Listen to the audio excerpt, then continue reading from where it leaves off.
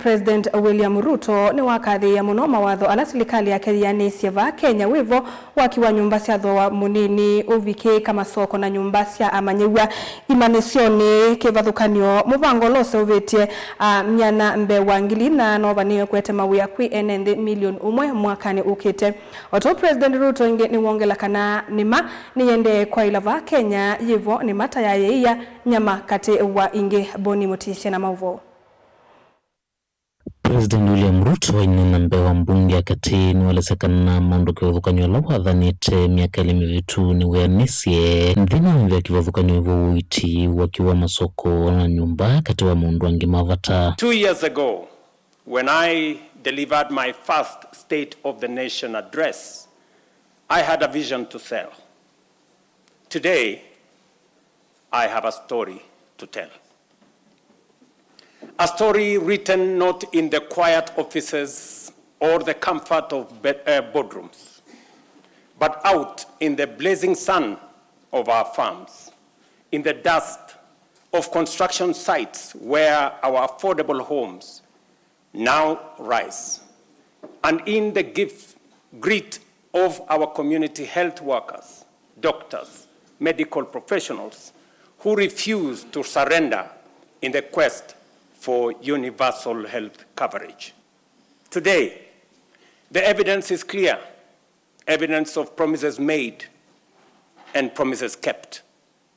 In just 3 years, we have built not monuments of words, but foundations of progress. Ikaria nyumba cia thooa uvikiika Kenya, President William Ruto niwawetakana nini ndoto yianite na ingi makaenda numelele matano muvango uyu. Na muvango wake mwakani ukite ni enenthi milioni umwe makwata mawia nthini wa milatino. 3 years ago, when we said we would deliver affordable housing, the cynics dismissed it.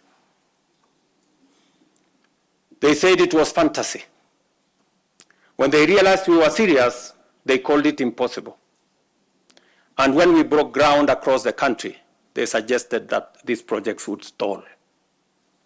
Today, those doubts have given way to a very different question from Kenyans everywhere. How do I own one of these units? The housing program, including markets and hostels, has created over 428,000 jobs. Jobs that include architects, engineers, plumbers, electricians, carpenters, masons, steel workers, transporters, and thousands of MSMEs in fittings, fabrication, and interior design work. At peak next year, it will employ at least 1 million Kenyans. Uvikiika myanya wa mawia kivathukany'o na muno ni mata ya yiela wa mikathi ataende na usamolo tumweu na wena uneko kwinthino ya Kenya na ni myanya manila sindeno utwa useo wasio ona nza wa nthino ya Kenya. Our livestock value chain is rising. Leather exports are up 56% to Kenya shillings 2.5 billion. Local shoe production now exceeds 11 million pairs, and meat exports have grown 45% to 12.5 billion. In dairy, milk production has surged to 5.3 billion liters, while exports have nearly doubled to 9.4 billion. Dairy farmers' support has enhanced with the installation of 230 new milk coolers. The outcome of these reforms is unmistakable.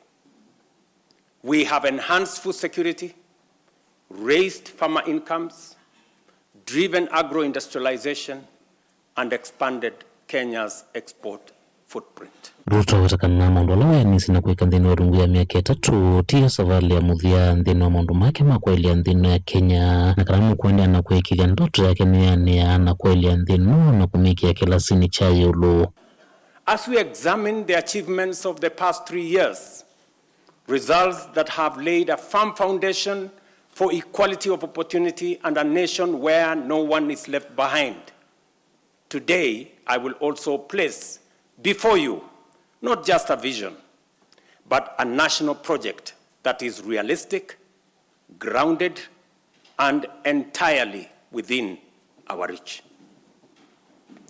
A vision not just to grow, but to transform. A roadmap not merely to move forward, but to rise. To rise from developing to developed. To rise from potential to reality.